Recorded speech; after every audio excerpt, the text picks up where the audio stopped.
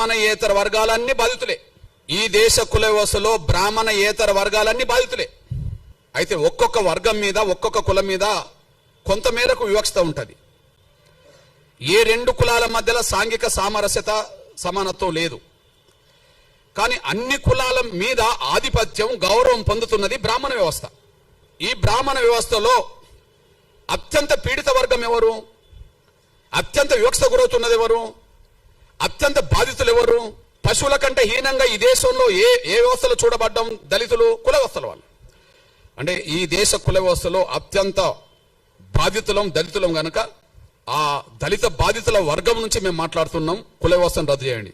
SC హోదా కాదు, కుల వ్యవస్థను రద్దు చేయమని మేము డిమాండ్ చేస్తున్నాం. కుల వ్యవస్థను ఏ పార్టీ సమర్థిస్తుందో బహిరంగపరచమనండి. అస్పృశ్యత అనేది ఏ వ్యవస్థ నుంచి వచ్చిందో రాజకీయ పార్టీలు బహిరంగపరచాలి. ఈ ప్రపంచంలో ఎక్కడ లేని అస్పృశ్యత ఈ దేశంలో ఏ వ్యవస్థ